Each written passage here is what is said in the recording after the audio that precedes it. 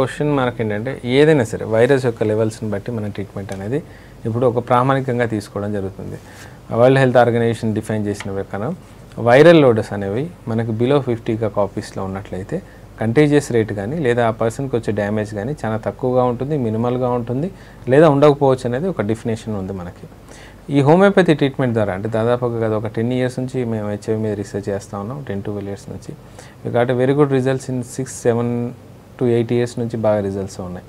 దీంట్లో మేము చేసేది కూడా టార్గెట్ బాడీ యొక్క ఇమ్యూన్ సిస్టమ్ని మళ్ళీ డిఫైన్ చేసి సెటరేట్ చేసుకొని ఆ వైరస్ లెవెల్స్ని బాగా తగ్గించుకునే ప్రయత్నం చేస్తున్నాం. అంటే బిలో 50 లెవెల్స్ తీసుకురావడానికి మనం ప్రయత్నం చేస్తున్నాం. ఇది ఒకసారి ట్రీట్మెంట్ తీసుకున్న తర్వాత కనీసం ఒక 3-4 years వరకు సస్టైనబుల్ ఉంటుంది ఆ యొక్క ఇమ్యూనిటీ. ఆ తర్వాత మళ్ళీ ఒకసారి తీసుకోవాల్సిన అవసరం ఉంటుంది హోమియోపతి ట్రీట్మెంట్. అలాగే CD4 యొక్క కౌంట్ని ఎబో 500 మెయింటైన్ చేయడం చాలా అవసరం.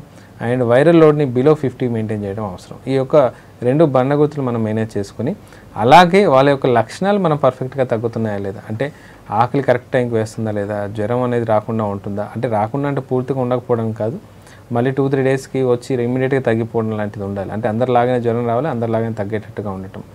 అండ్ రెండోది మోషన్స్లో ట్రైన్ రాకపోవటం, వెయిట్ లాస్ అనేది లేకపోవటం, ఇవన్నీ జాగ్రత్తలు చూసుకుంటూ మనిషి హెల్దీగా ఉండటం. అంటే హెచ్ఐవి రాకముందు పర్సన్ ఎలాగా ఉన్నాడు, హ్యాపీగా హెల్దీగా, హిమోగ్లోబిన్ లెవెల్స్ అన్ని ప్రాపర్గా ఉన్నాయా లేదా చూసుకోవటం, స్కిన్ కంప్లైంట్స్ ఏమైనా ఉన్నట్టయితే టోటల్గా క్లియర్ అవటం.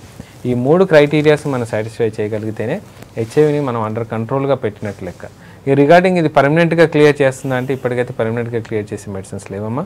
ఉన్న వాటిలో మాత్రం బెటర్ ట్రీట్మెంట్ ఇచ్చే మెడిసిన్స్ హోమియోపతిలో డెవలప్ అయ్యాయి. అండ్ వీఆర్ గివింగ్ చాలా బాగా రిజల్ట్స్ ఇస్తున్నాం. దాదాపు డైలీ ఒక 50-60 members ఉంటారు మాకు. దాంట్లో అరౌండ్ 85% సక్సెస్ రేట్ ఉంటుంది. సో హోమియోపతి మంచి డాక్టర్ దొరికినట్లయితే మాత్రం హెచ్ఐవి విషయంలో ఖచ్చితంగా వాడుకోవచ్చు.